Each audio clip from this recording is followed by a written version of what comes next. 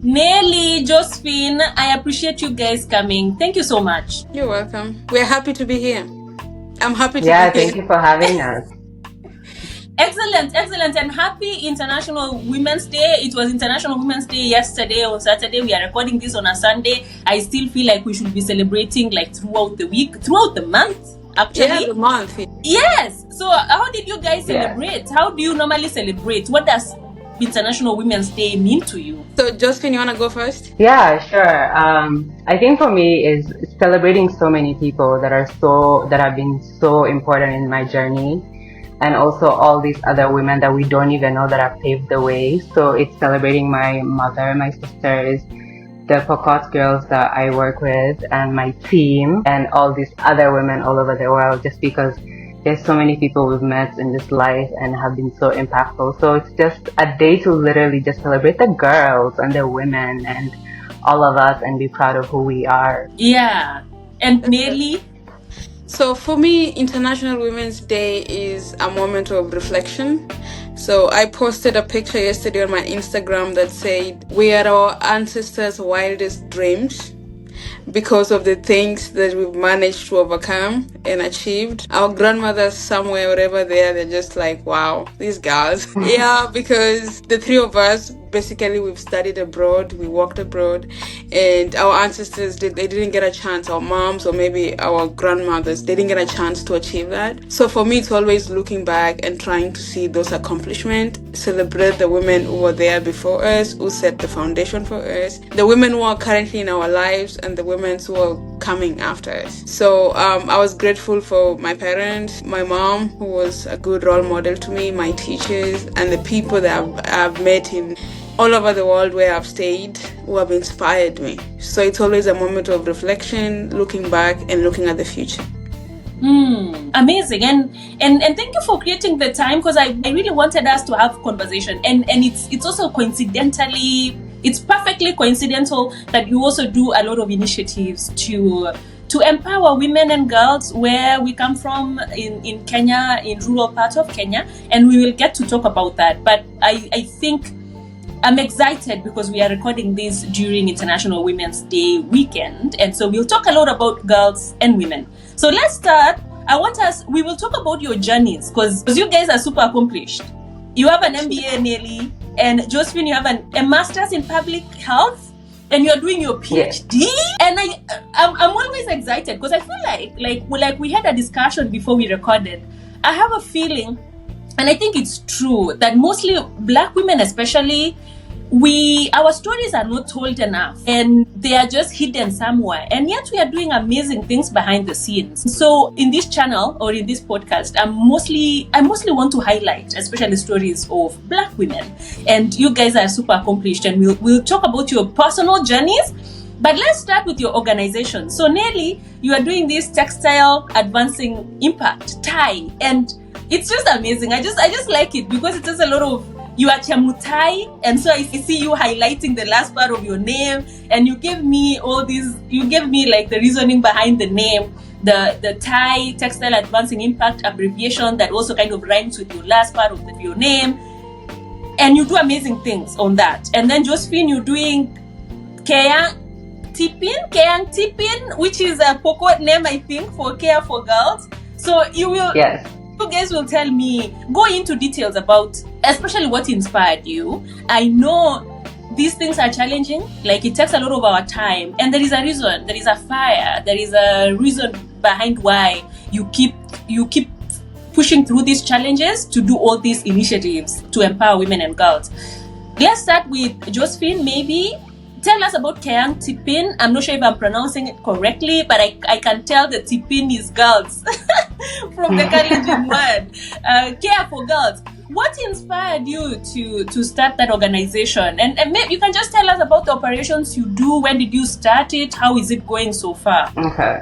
Keang Tipin means, yes, care for girls in Pokot. And my journey with Keang Tipin started when I was actually in undergrad, but I was not ready to open anything at that point, and I didn't see women like myself doing such things, I saw organizations run by men mainly, or another person that was not me, like didn't resemble me, was not focused, was not black, you know. So I don't know. I think I was just building it slowly, and I think the right opportunity came. So when I was in undergrad, I did a lot of anti-FGM work, and I volunteered with another organization. And years later, honestly, I took a leap of faith and opened Keang Sipon in 2023, where we officially opened.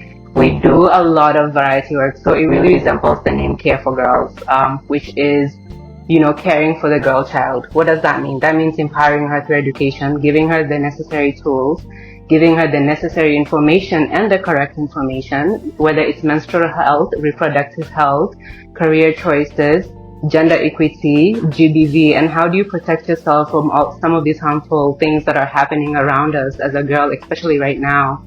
So that's the work we do. It's been quite a journey. Right now, we have rescued 13 girls from FGM early marriages, and some girls also who their parents could not honestly take care of them, because in my community, valuing a girl child is not a thing. You know, you're born to get married off eventually. You're lucky if your parents go to school, but for a lot of the girls who don't have their parents who can do it, that's where my journey started with Keang Sipon. I wanted to give women and girls in my community an opportunity to go to school and honestly dream and go anywhere you want to go, just because I think you don't get to choose your background and you don't get to choose your parents. So it's not fair that people don't have the same opportunity. So that's just a little bit about Keang Sipon. And so before we go to Nelly, I have some few follow-up questions, Josephine. Are you only operating in Pokot? And if there is, I don't know, how is your partnership like? Do you partner with schools? And if someone wants to get in touch or to partner with you, be it the other side of the girls or the other side of partners, like donors and other partners, how does that happen normally? What is the process like? So we work with schools, we work with communities. So one of our initiatives is school and community-based educational programs. That's why we go into any school. So if you give us a call or you reach out saying, hey, Keang Sipon, there's this school, I want you to go and train. So that's how we work. We go based on the need, and we really rely on our teachers and our parents and community to tell us what the school is going through, so that we can really create a training that is specifically for that school, because not every area has FGM. Not every school is dealing with GBV. You know, there's so many, a variety of things. So that's how we work. And secondly, our donors right now are really relying on individual donors, and funding has been a challenge, just because you're competing with a lot of organizations that maybe have been in the field for a very long time, but I'm hopeful that our time will come.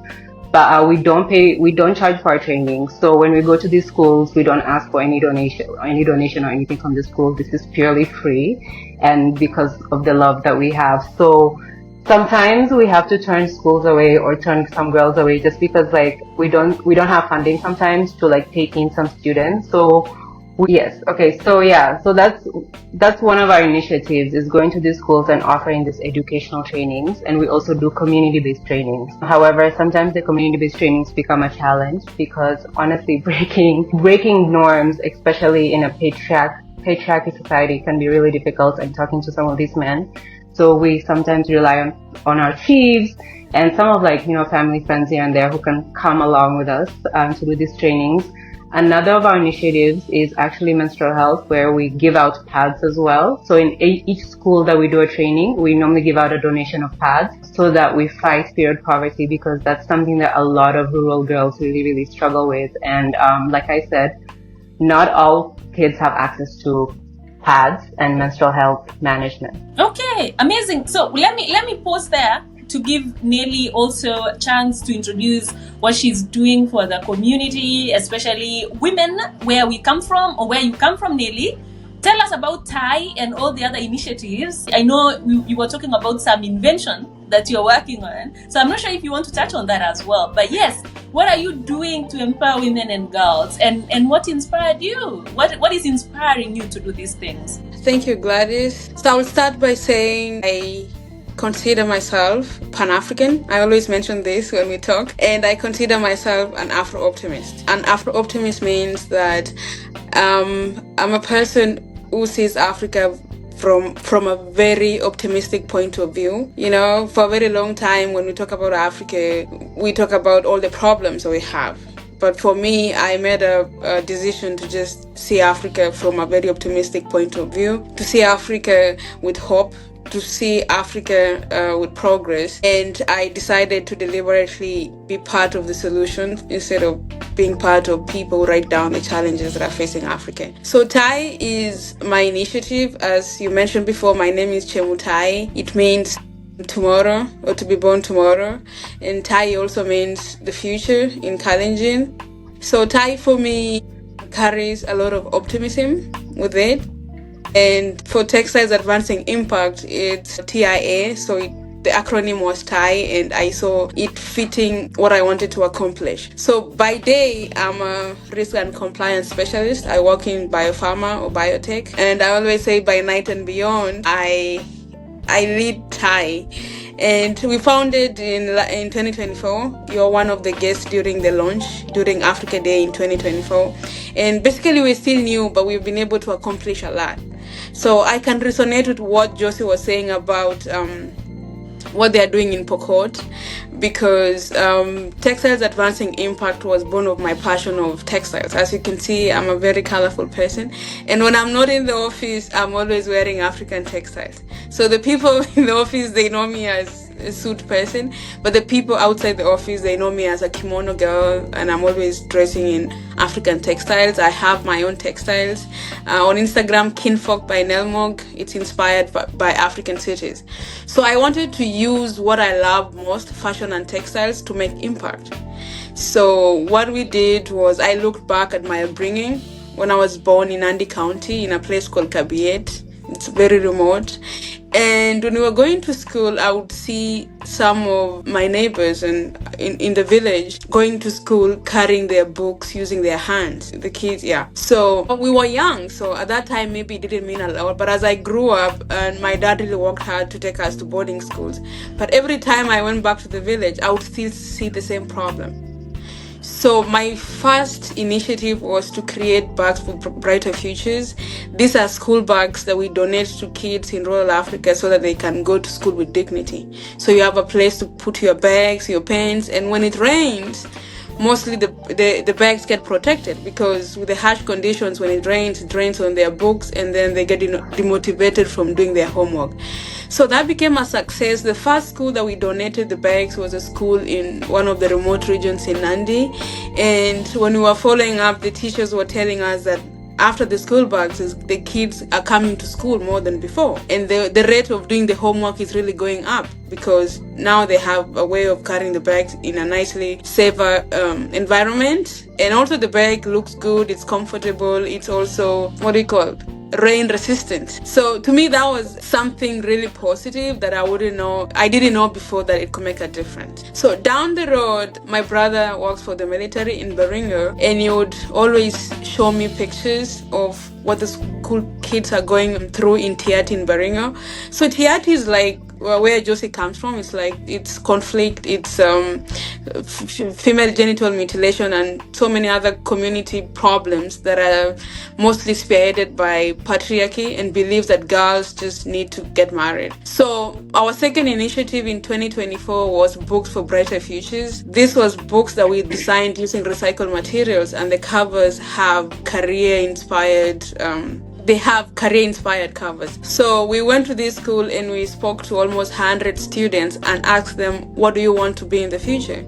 And looking at those dreams in paper, it was so inspiring. These kids want to become pilots, they want to be teachers, engineers, policemen, they want to work in farming and all that. So when we created this book specifically for each kid, and the time that my team went there to donate, you could see how it changed the perception of these kids, that no matter where you come from, their dreams are valid. So we have some video recordings I'm going to share with you after this. When these kids speak, they don't say, in the future, I'm dreaming of being an engineer. They say, in the future, I'll be an engineer. Meaning that they believe it. And that's what we wanted to inspire these kids to believe in their dreams, no matter the circumstances that they were facing. So I'm also going to share with you a video that shows parents in Tiati struggling to go up the hill to build a school because they feel that the government has neglected them. And in the video, you could overhear them talking that we want to do this so that our kids can get education, so they come back and change this place that has been neglected for so long. So when you look at those problems and you see the inequality and marginalization that happen for places in rural Africa, we feel that we need to do something from a point of view which is like individual to organization. Before we push the policies from the government, we need to do something, and that's what my organization TIE is aiming to do. Gosh, and I can attest, you were talking about the bags and the books. You gave me some bags for my local primary school. The kids, they still talk about those bags. Even the teachers, actually, they found them very unique, like normal, almost normal, but also unique in a way. And it's very, it's inspirational what you've been able to accomplish in a short. Thank you. Josephine and Nelly, you guys share about, I don't know, just look back to the run so far, or the process so far, the work you've done so far. Maybe highlight one or two challenges. I think I can already tell what those challenges would be, and then highlight maybe two successes or things that keep you awake, or keep you not really awake, like keep you motivated to keep going. One or two successes, one or two challenges. We can start with Josephine. I'm gonna start with success first.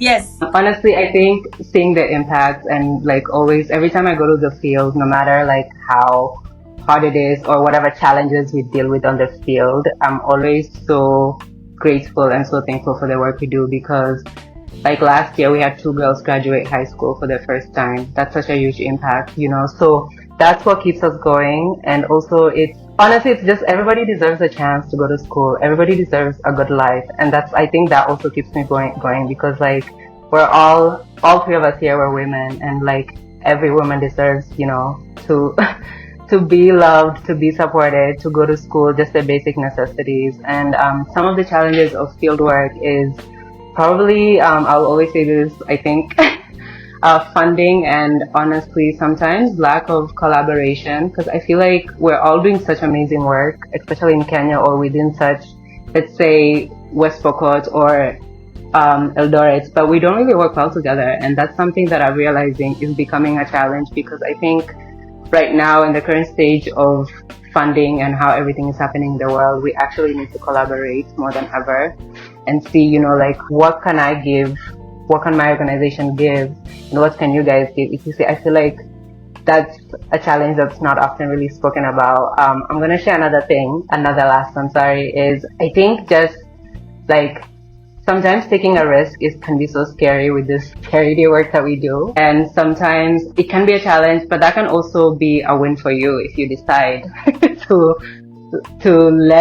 overcome it. So I feel like for anybody out there who's trying to do this work, just do it. To be honest, they will never be at the right time. Like you will wait and wait and wait, but just get up and do it. Embrace the challenges, embrace the successes. It's part of this work that we do, and that's part of life. Awesome.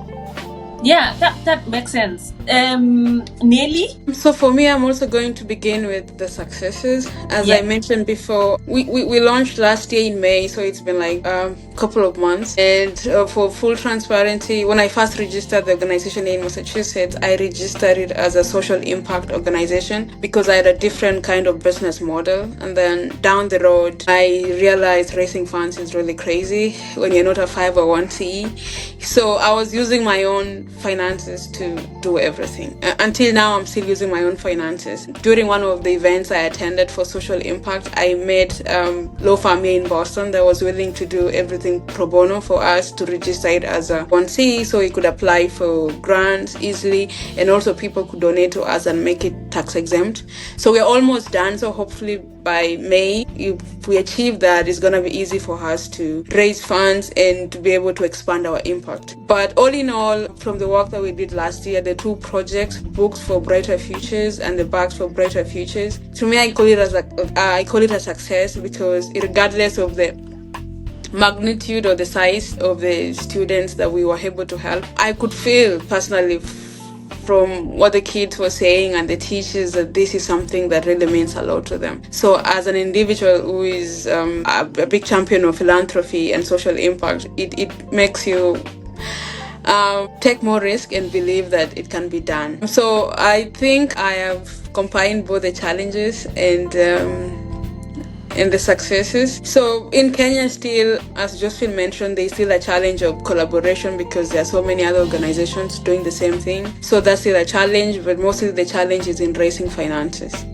No, I agree. As you know, I think I'm also trying to do some things in my community, and 100%. Sometimes it's difficult. It's difficult to get those funding. So totally understand that. Let's talk about, I don't know if still within your organizations, and then later we will transition to your personal journeys, which I'm very excited to hear all your educational and career aspirations and successes. But let's talk two last things relating to your organizations. Number one is, if you can each speak about the vision you have in the next 5 years, if you get the funding, collaboration, everything, if we remove all the hurdles, just in a nice world where things go steady and nothing is dynamic, not too dynamic, where do you want to take your organizations? Let's start with that first point first. We can start with Josephine. Where do you want to take KMTP in the next, I don't know, 3-5 years in an ideal world? Okay, I have so many things, but yes, I think first is share all of them in a way of, I don't know, we are manifesting.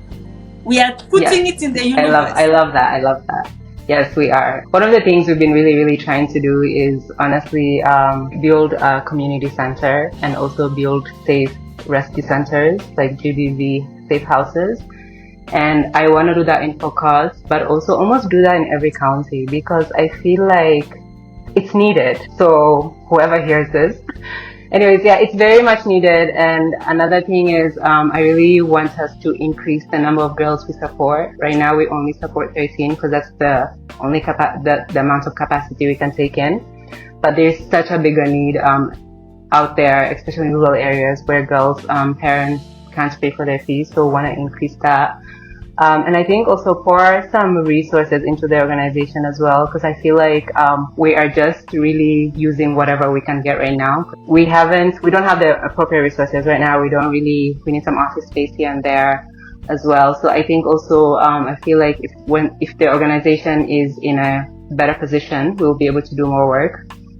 And I would love to expand programs to other areas that are extremely unreachable, whether it's even borders of two different counties, etc., other places, other schools where there need to be more educational trainings and communities. So I would love to expand all throughout Kenya, not just West Pokot. We believe that all girls do deserve the resources, etc., and stuff to thrive. Definitely. Yes, we are manifesting, and We're crossing fingers for you. I wish you all the best, and I think it's definitely achievable. There is this quote that I was reading the other day that we overestimate what we can do in 1 year. So we put a lot of plans that we might not achieve in 1 year, but then in 3 or 5 years we underestimate, like we kind of plan for less and we achieve so much. All the best, Josephine, on that. Nelly, what are your plans in an ideal world as we manifest? So Gladys, if wishes were horses, I wouldn't be here now, I would be in Kenya. Okay. Yeah, but for me, I always see it from a business, from an MBA perspective, because everything has to sort of be with KPIs and metrics to track this. So for me, I would call year 1 a success. We launched year 2 projects. For year 2, the goal was to get the 501c starters, IRS starters. The goal this year is also to organize one fashion event that all the proceeds will go to supporting the education. My goal is sort of gradually to be able to, you know, when in charity we call it the cash comes in, the cash goes out, to be able to build innovative solutions around this concept of social impact so that we are making our own money as a charity, and all that money is going to support what is needed. So in 5 years, I hope I'm going to be having a textile village in Kenya. Wow. Because I know the power of what textiles can do in terms of people dress up every single day. You're wearing something, Josephine is wearing something, I'm wearing something. And when you look at these clothes, they are made maybe in China, and some are made in Italy, Turkey. So when you look at the continent in terms of fashion and textiles, we're still consumers. So I want to be part of the people who will be spearheading us making our own textiles, using our own cotton, and using the proceeds from that to support what we are doing at TIE. I don't know if this is the moment to discuss what is in the pipeline regarding TIE for Women. So TIE for Women is a project that's going to be part of TIE for Education that I intend to initiate this year. And it's because while I was trying to study the dynamic of children going to school in rural Africa, when you look at the people who play a central role or a key role, it's the mothers. And I see it from how I grew up.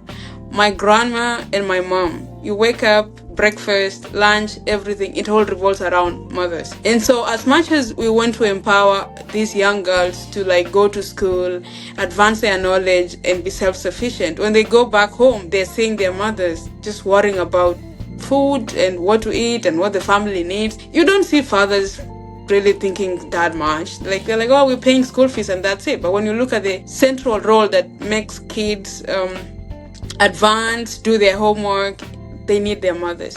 So when I look at these women, I use the women in my family, for example. My mom is one of the smartest women I've ever met, but she's never really achieved her full potential because she spent her prime trying to nurture us to go to school. And some of the ideas that she comes up with are like very genius ideas. So I was talking to my mom the other day, and she's turning 60 next year, and I was like, look, you still have a lot of time to accomplish what you didn't achieve, and you need to put those goals down on paper and see how you can actually actualize them. If you want to be a farmer, it has to be like farming that makes sense. If you want to do stuff like make clothes, and you have to learn that skill and do it regardless. People achieve their goals at 70. So I want to impart that entrepreneurial skill to the women in rural Africa. So my first stepping stone to entering this complex problem that I want to solve is we came up with a bag that can store food for close to 7 to 8 hours. So it's a thermal bag. I don't know if Josephine, you guys heard it, and Gladys. Initially it was called Chepkube. Back in the day, yeah, but you know the challenge now with Chepkube, it's in like 2-3 hours the fire is gone and the food is cold. So this bag is going to enable the women, if they cook in the morning at 8 o'clock, put the food in this bag and tie it up, they can be able to go to the market, do their stuff, everything, if they're running errands or any economic activity, and come back home when the food is still there. So when the kids or the husbands come home, they could still eat when they're still making money. Because when you look at the fishes circle in rural Africa, it's surrounding women. They're not really making anything substantial because the money they're making is so small, it's not making any difference. And I was studying that, and they're straining, and still they're not making a difference. And nobody's gonna tell our mothers this. We have to tell them that their potential, it's something else, because the effort they put in, housework in Kenya takes a toll on women. Nobody talks about that. Yeah. They need to be able to quantify these things, and it should be seen as an economic activity as well to make that balance. And when I look at what lack of finances makes women tolerate in rural Africa, including domestic violence and all that crap, it's just because they didn't have a way. What if we make a way of these women to make their own living? They're going to inspire their own daughters. They're going to make their own money. Their limits, their visions are just going to be something else. And that way we're able to change the mindsets of the next generation, because the world that our children are going to come in, it's not the same world we're in. It's going to be more competitive, more global. And the only way we have to do it to ensure that no one is marginalized is to act now and empower these people. Mm-hmm. Oh my, yes. You know, I got fired up there towards the end of your speech, Nelly, because literally the other day I was just thinking how And there is this quotation that I read that especially in corporate world, the person on top is the one that makes rules. And I feel so sad that the rules or the people we praise, the people times 100, is it one times 100 people on the magazine? And I was like, if we were to use those metrics that we measure the CEOs and the managers, right? Like using little resources and making a lot of impact. The mothers in the village with like resources like this and families like this, and they make things run so smoothly. Like we are here because of those people in the village, mostly mothers, right? So yeah. So can you imagine what I just had happens? to put that. Yeah. Sorry? So I'm just adding that. Can you imagine if they can do that with resources like this? Yeah. Can you imagine what they can achieve with more resources? Yeah. Because the skills already they have and the resilience, my goodness.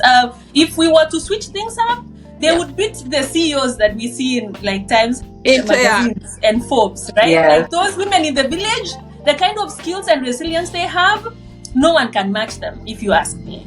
Yep. Yeah. The other thing that I want to point out when you're talking about that is not to normalize women going above and beyond, killing themselves for people. We also need to teach our mothers self-love, boundaries, and also when we're trying to do all this, just to make them self-aware, because sometimes you just see them giving all they can and not looking after themselves. So hopefully once we raise funding down the road, one of the projects that I wanted to do is to do something like a photo gallery or an exhibition of asking the women in rural Africa what they really wanted to be growing up and transforming them to be that in picture, so that they can be able to see how beautiful they could be in the office sitting down. And if it's farming, show them, like illustrate through fashion how they could be like farm managers, not the ones doing the farm work. So I looked down once I raise funding, or maybe if God blesses me with some extra cash this year, that's a project that I want to do, because I believe once you visualize to people what they can achieve, the limits of what they could do is so endless. Goodness, oh my God, I'm so fired up for this, and this is a topic that as you can tell, I'm very passionate about, and we can chat about this all day. Sadly, now we don't have all day. I've been dreaming of another podcast of just like hanging out, like women and tea podcast. We just like have tea and talk about these issues. But yes, that is also something that I'm dreaming in an ideal world where I have like unlimited time and energy. But for today, because of time, let's move. And you guys will have time at the end to talk about anything we missed regarding your organization or just like your personal journey. We will not end this conversation before we talk about your incredible journeys, academic journeys. And the reason why I started this podcast, like I've mentioned, I feel like, especially Black African women, our stories are not out here. And yet we are like doing incredible things behind the scenes. The mainstream media, I feel like they don't highlight our stories enough. Maybe we don't show ourselves enough. I don't know. But one of the reasons why, like, I have to touch about the academics, because you guys also know we are talking about girls in rural Africa, where education is in most of those places. Education for a girl, it's catching up. I feel like it's catching up, but a lot of things to be done there. And so I want to hear your own personal stories, and I want to highlight your own personal stories, academic stories, so that young girl in primary or secondary school, they can see that you can achieve all these things. You can study, and you guys, you are studying in the US, so they can see themselves that wherever, it doesn't matter where they are, they can make it to wherever really they want to, with support, of course. So let's start with Josephine. Tell us, just give us a crash course, a brief journey, brief academic journey. Where did you study? What do you study? I know you're doing a PhD. Incredible. You guys, oh my God, you inspire me. So give us a brief of your educational journey, what inspired you into public health and things like those. Okay. So I didn't know what I wanted to do growing up. Quite funny. So when I was a student at Drexel during my junior year, I was just trying to figure out my life. And at that point, I was studying communications, which is so different than what I'm doing now. But I was just trying to just finish my first degree, and then I reached out to a few people. Let's go back a bit. So I had done my thesis actually on female genital mutilation, how it's not an African problem, but a global issue. And especially in Philadelphia, there was a lot of FGM cases happening amongst the immigrant community at that point. So somebody told me one day, was like, have you considered public health? And I was like, interesting. So I didn't think much about it, but I had a I had a deep passion for women and girls always. So I was like, okay, I guess I can connect FGM as like, but what can I do more? I can't really go study FGM like for my master's. So I was going towards more towards child rights and women's health, and that's when I actually applied for an internship at World Vision, and I did that for 7 months. During that time, I was also studying for my GREs and applying for master's school. And now I applied, and then I got into Emory University to do my master's in public health. Mind you, I don't have a background in public health. This is literally, it's like learning a new language because I struggled a bit, but I grasped into it and I really, really fell in love with everything that has to do with women's health and community health. So during my time at Emory, I wanted to get my PhD because I was like, I want to go towards research, and I also I was really tired of I wasn't seeing people from like myself, honestly, in terms of PhD holders or even researchers. Every paper I was reading about FGM was literally mostly done by somebody else on the other side of the world, but FGM is an issue here and for other places as well. So that really inspired me, and I wanted to do my own research raw and like, especially from my own community and stuff like that. I didn't want to sugarcoat anything. So I tried to apply into PhD programs a few years ago, and it was not working out, and I think the time was just not right, to be quite honest. So the longer after graduated from Emory, finished Emory, I moved back to Kenya, and I was trying to just navigate things here. I hadn't lived home in a minute, but I was really, really happy to be back, to be near my family, and also to actually do my work on ground. And I think that's why it's an opportunity for me to do my PhD outside. Didn't work out. I was meant to be here. And that's how Kayang started, actually. So it's a journey from, honestly, undergrad. That one thesis was what opened up my eyes. And then now to Emory. And now I'm still doing the same work, but now I'm heavily relying on research because I really believe in research. And I think that's how we can actually do some of these interventions better, because it's a lot of trial and errors, trying to see does this work, does this not work, and also having like people involved in the research as well, like people from my own community, like community leaders and the women as well, who can really tell us their story, and then we can use that to do better. So that's just a little bit about my academic journey. Oh my. Yeah, we will. I have follow-up questions, but let me allow Nelly. Nelly, we had a chance to speak with you last year in another podcast in my podcast archives. I think people can check it out. And you told us your story of starting from Kenya, going to Denmark, to Sweden, to the US, and your story is incredible. Many people related, and you could see in the comment section. Not really related, like inspired by your like going to the ends of the world, chasing your dreams, and many people are really inspired by that. So yeah, give us your summary of academic journey. What inspired you to keep moving through the world, and what you do. I know you still have aspirations for more studying. And the MBA you're doing, take it away. Okay, thank you, Gladys. So before I forget, I'm just going to add on what Josie was talking about research. I think it's good for us to do research based on our own communities, in terms of when we're doing research, we base it back home instead of researching other developed places that don't need that kind of data. And I think she's doing a good thing, because I'm going to add that for me, in my academic journeys, all my theses, especially my studies abroad, I research about Africa. I write about Africa. So I was in a conference 2 weeks ago at MIT by Africa for Africa, and someone was talking about us driving our solutions from a knowledge-based perspective.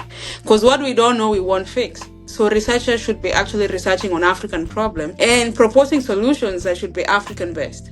And I think that would be the first step towards us addressing these issues that are making Africa sort of lag behind the developed world. So now about myself. Okay, where do I start? I will start by saying that I wasn't the smartest kid in my family. for quite some time. And it's because I didn't really think of education with so much importance. I was more of a creative kind of student. But you know, growing up in Africa, your parents just want to see grades. So my parents, they didn't care about how I did some of the extracurricular activities that I did good. So I remember my brother and sister, they used to be the best students, and every time we went home for the holidays, they had like the gift and I had nothing. So one time, I think it was my parents' way of punishing me. My brother and my sister, they had like utensils that they were given as gift. It was like cups and plates, ceramic, very nice ones. And my mom said everyone in this house for dinner today will be using what they got as a gift from school. And I had nothing. So it was a very humiliating moment. I know my parents meant well, but for me, I told my mom, okay, now you can put it in my hands because I got nothing. But then she was like, no, this was supposed to make you think about education. And that night I was like, okay, maybe I should be more serious and pay attention to this school stuff. And it just became a turning point for me. So the following week in school, we had a career day or a career fair, and we had, I think I mentioned it to you before, Gladys, this elegant lady who was like a district commissioner. I think now it's equivalent of a county commissioner. She was dressed in the military attire, sort of. It was beige and it was really good. And we went to say hi to her, and we were telling her how she looks really good. And she told us, if you want to be like me, you have to work hard. So since then, I took my studies a bit serious. And when I went to high school in Nandi County. I really studied, becoming the top student in my class. So this is also to show the listeners who are watching that no one is a dummy, you know, no one is stupid. You just have to put in the effort and be serious. So it changed for me. I started working hard because I wanted to. So many things in life start the minute you want to. And I excelled in my high school, and I went to Multimedia University in Kenya, and like Josie, I studied communication. So I wanted to be a journalist. Along the way, I just found out that I rambled too much on radio, and I just gave up, and I decided to focus on corporate communication and PR. And I finished 2015 in multimedia. In 2016, I went to Denmark for my master's. So I wanted to study tourism development because I was passionate about travel, and I have pivoted so much along my journey. So I finished in Denmark, and before the end of my master's, I went to Sweden to do an internship at the Kenya Embassy in Stockholm. So when I was at the embassy, it exposed me to a new world in diplomacy, culture, events. And I also realized that I had a very entrepreneurial mindset. So I opened a company, a communication agency that was promoting destinations at that time. And I did some events in Kenya, actually. I did the first exhibition back in Nandi County that was based on sports, given that Kenya is known for being the Beverly Hills or mega city for athletics. And the exhibition went well. I went back to school. I was like, oh, looks like I have a passion for storytelling, telling Pan-African stories. And after my time in Sweden, I came to the US. So when I came to the US, I pivoted, actually. So as I mentioned before, I work in biotech. I have had to pivot a lot in my life to fit whatever needs I had. And I always tell people, like, life is not like a straight line. You have to pivot so many times. So at the moment, I work in biotech. I'm an auditor for clinical trials. And it's a new field for me that is really exciting. And beyond that, in the night, I lead the Thai organization. So I would say I'm a jack of all trades, but what stands out for me is I'm Pan-African and I advocate for social impact. Yeah. Goodness, I even lack questions to follow up on because your stories are incredible. And I have to look for Josie for another time. We record like an individual journey story like we did with Nelly, but yeah, I just wanted us to highlight because I think education also has a part to play in terms of giving us a chance in the world and giving us a chance at the table. So I think it's important to also highlight that. So thank you for sharing. Just Do you want to share your story also? No, for the I purpose. really application, right? And mainly you wanted to be a journalist. I'll give you a chance one of these days to interview me. Actually, Yeah. from the other side, yeah. And I Yeah. think you have an incredible. I was just saying that because for the purpose of this podcast, for someone who's going to be watching it for the first time, they don't know you, so maybe just a 1 minute. Oh, Yeah. okay. No, I'm happy to. That's a challenge. So Yeah. my story is very interesting, and I like the fact that you led with that you are not the brightest student, and it's good to say that, because I Yeah. think people just assume like if you studied all the way to the US to those schools, you must have been like, you know, the brilliant student, whatever. Same story actually, and I think many people, especially in Kenya, many people know me or know my story as that girl with 298 marks in KCP out of 298 out of 500. I could not speak in English. People don't believe it, but if you are taught in Calais the whole of primary school, like how are you supposed to learn to converse in English? And so the little English that I'm bragging with now, I think I learned actually from high school and beyond. But then, like Lupita said, and I think we like to quote these, I think Nelly also quoted that, right? Like, no matter where you're from, your dreams are valid. Like, Yes, girl. the language barrier or whatever barrier you have doesn't have to block you really from trying at least to see those dreams realized. And you know, I think there is also something we need to demystify, and I'm passionate about this because I could not converse in English when I was growing up. And people think that if you are not good, or if you're good, like there is that they kind of they like if you speak well, it's important to do that, and I've been striving to do that. But that doesn't equal to intelligence or what you are capable of. I had a very steep learning curve. And so after my journey, I want to say academic journey pretty much started from high school. So I went to a small school relative to other big national schools in Kenya. Then I did well. I scored an A-. That took me to JKUAT to do mechanical engineering. I wanted to do mechanical engineering because of the influence from my brothers who had studied engineering, and they seemed to love it. And that influenced me actually. It was purely because of them. And so I studied engineering, loved it. Then I decided to do a PhD. I got a scholarship, Rhodes Scholarship, which gave me a chance to do a PhD without a master's degree actually. And many people still, the reason why I started this podcast, like many Kenyans don't believe, they don't know that you can do a PhD in some areas, at least in my area. I think in social science might be difficult. But like in engineering and STEM, especially in the UK setup, if you have good grades and you get a professor who can supervise you, you have a chance to skip masters if you want to. And I spoke about that in one of the podcast, one of the episodes, because also I wasn't aware that there was a chance to do that. And so I graduated with my PhD when I was really young at 28 years.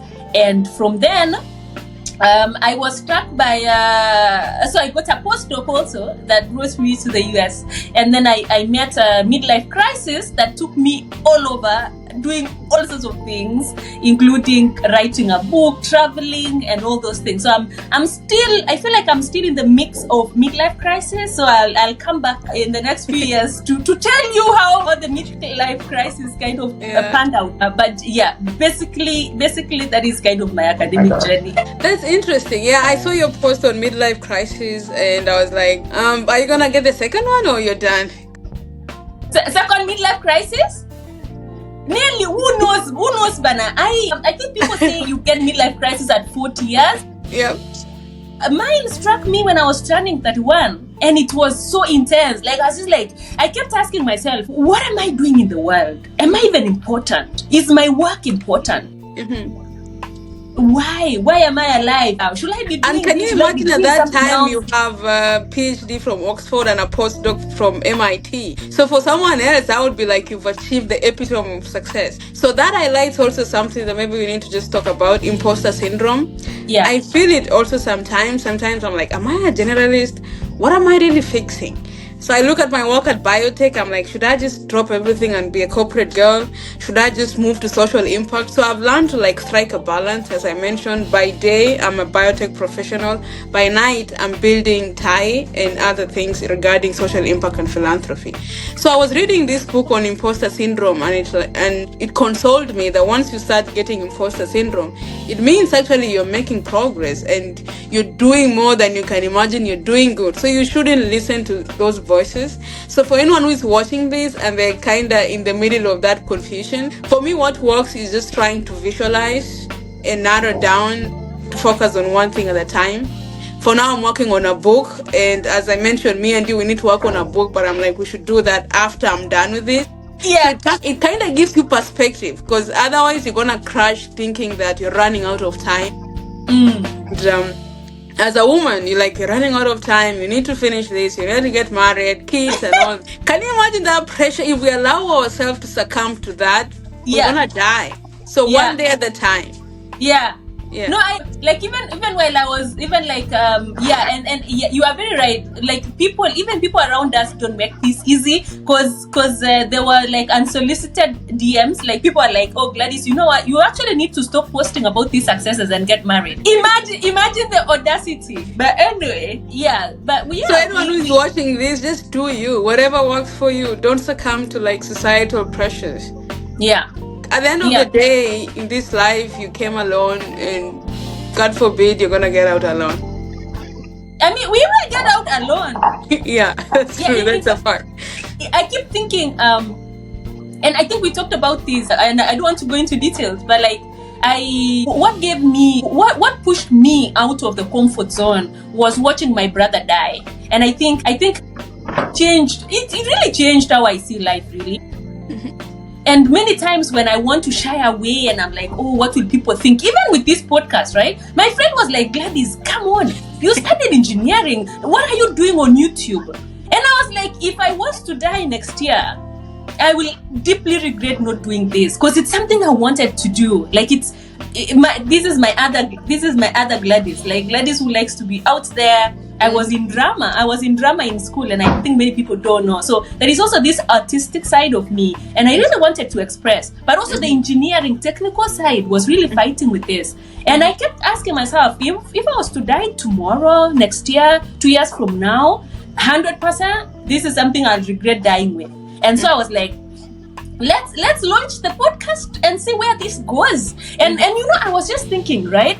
I was just thinking, like, the day you die, like, the people we fear what they will say. Mm-hmm. The day will be buried. They will be traveling on a corporate trip somewhere. They will not make it into your burial. They will just send us some money, maybe. And so we will leave this world alone. I mean, we came individually. We live at different times. We exit the stage at different times individually. Mm-hmm. Yes.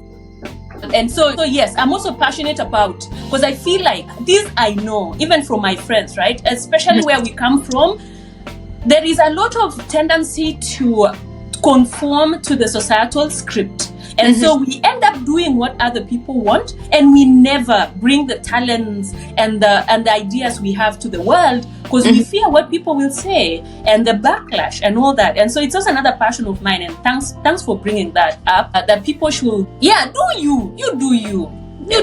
You find the path in life. Sorry? Do you? The world will adjust. Yeah. It will have to. And also another thing that I keep thinking, right, is and to the quotation that I mentioned earlier, they say like whoever is on top, whoever has power is the one making rules. And I feel like most of the rules in the world, they were not made by Black women. They were made by someone different from us. And so most of the rules, we are kind of adjusting to the rules and to the world that was not designed for us. And I think many people know this, like especially in the pyramid, right? Where Black people are like at the bottom of the pyramid. Black women, Black African women, we are like down there. And so most of the rules we are just trying to adapt, to adjust. And it's a lot of work. These rules were not made for us. Yeah, and so wherever necessary, we follow the rules, yes, because we cannot avoid. But wherever necessary, it's okay to veer off and make your own rules and make your own small world. Yeah. Enough of my speech. Josie, you still here? Okay. Yes, I am. I'm so sorry. I've lost power. No It's worries. raining. No worries. No problem. Yeah, she will edit worries. and she'll put your picture there. KPLC Mambos. Yeah. Hamna shida. Let's wind up. And I'm curious because you guys are powerful women, right? And there are these like final words or final thoughts that I'd like to ask people. So I think let's just do two. I normally have three, but two that I'm curious about. So for Nelly and for Josie, the first one, of course, is to ask you, when you reflect back to, you guys are breaking barriers. Like you're already shattering so many glass ceilings, and I know there are many left to be broken.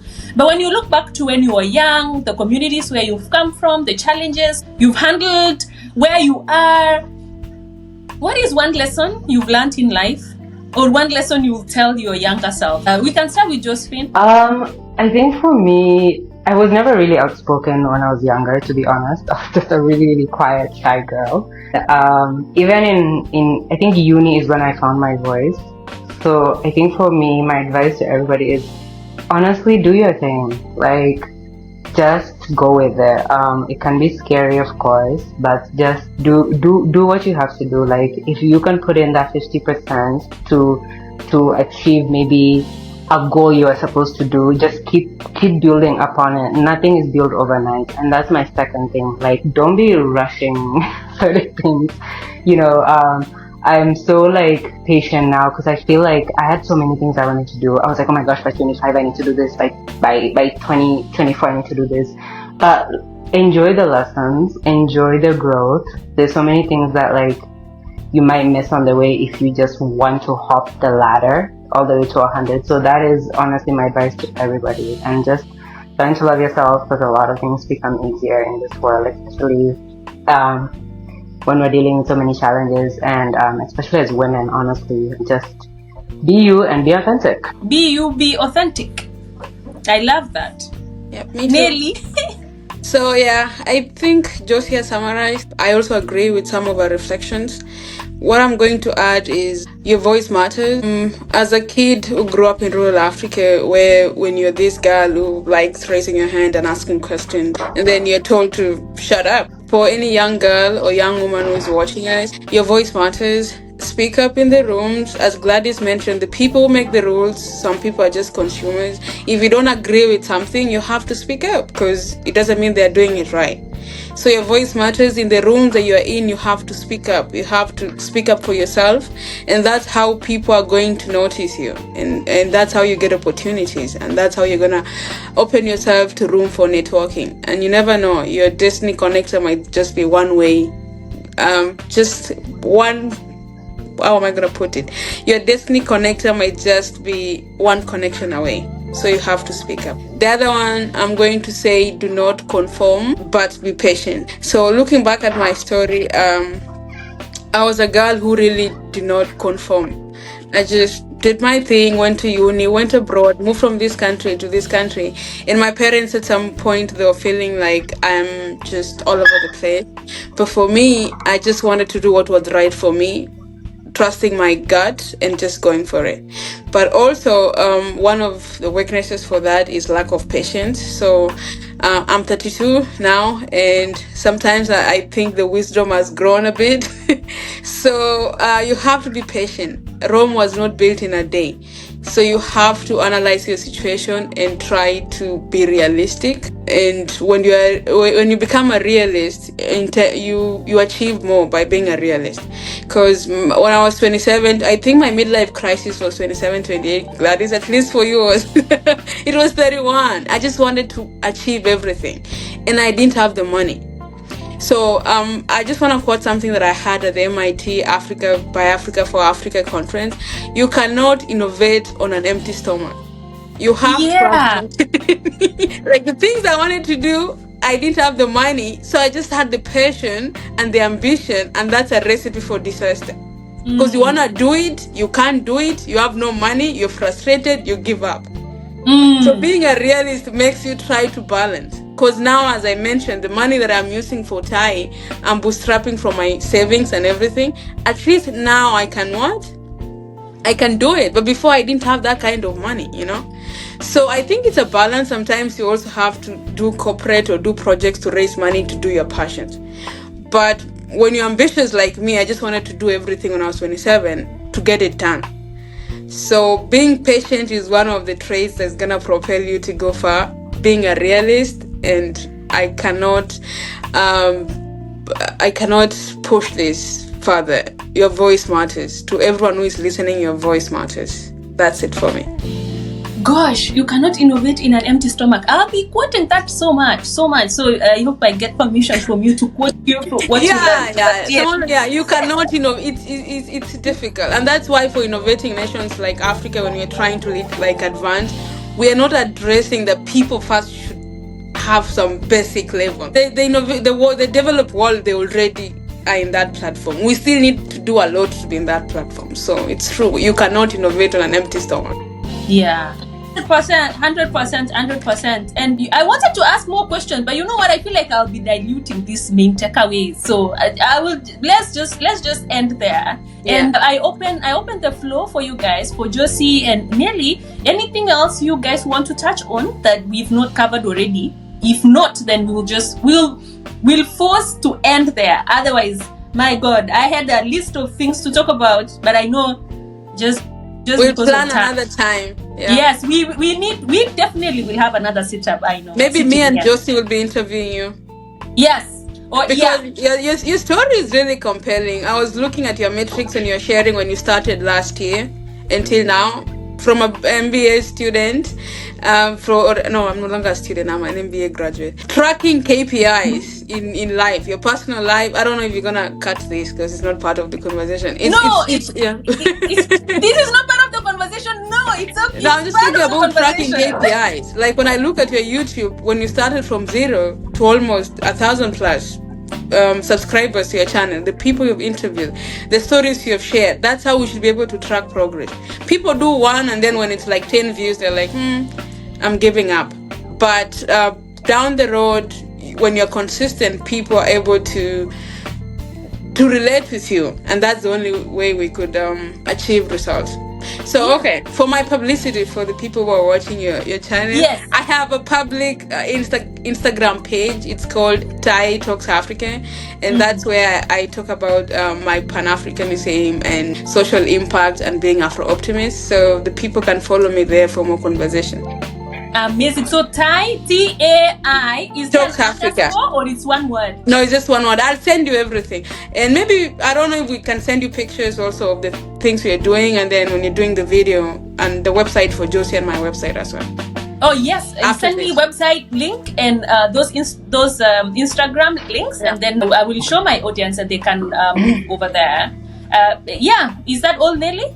Yeah, that's it for me. Josie? All right. And thank you for mentioning we will go to Josie, but I wanted to say thank you for mentioning the metrics thing.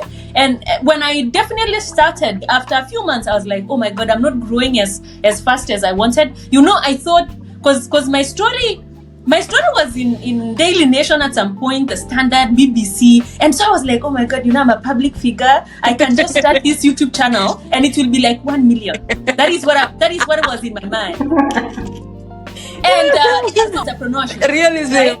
Yes. So entrepreneurship can humble you. And you know what, Josie and Nelly, after a few months, I was like, I think YouTube is forgetting to add K at the end. Because now I had like 100, but it was like 100 people, not like 100K as was in my mind. But this is another lesson that I'm learning in life that I think we talked about last time, Nelly, about grit. And you mentioned like the patience. And also another perspective that I keep telling myself, because on one side I want to grow I want to do like hockey stick growth that you guys do in MBA. But at the same time, I remind myself that I'm not a lifestyle vlogger. I mean, I've actually started my like Gladys Nyatich like personal, where I hope I'll be doing lifestyle. But this one especially, the Inspire, Gian Inspire, I wanted it, like I mentioned, to showcase especially black women especially, because I know we have ton of stories out there that have not been shared, and I was hoping that this could be a platform to do that. And given that means it is more of Like, I'm not chasing the hype. I want it to grow like steadily and slowly, and to attract the kind of, the organic kind of people who find this kind of content interesting.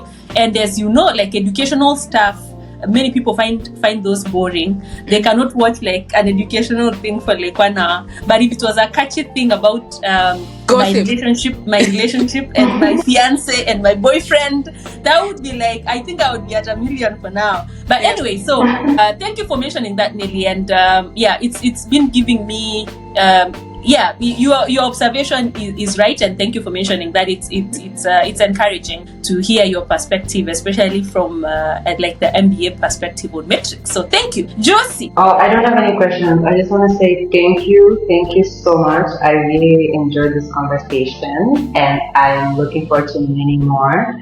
I think this is such a great, open, safe space to really discuss so many things, especially hearing all of our stories. And it's so inspiring and so motivational. So I'm very motivated by you two beautiful women and all the amazing work you're doing.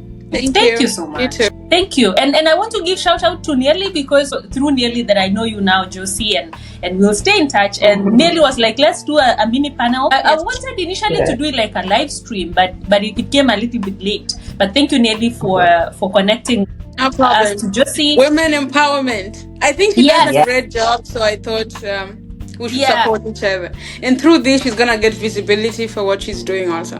Yes, Okay, amazing, so amazing.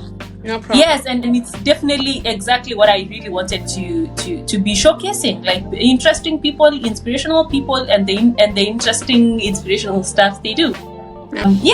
So let's end there, guys. Thank you so much. Thank you for putting this together. Thank you so much for creating time, and all the best in all your all the visions and goals for your organizations and for your personal lives. Thank you.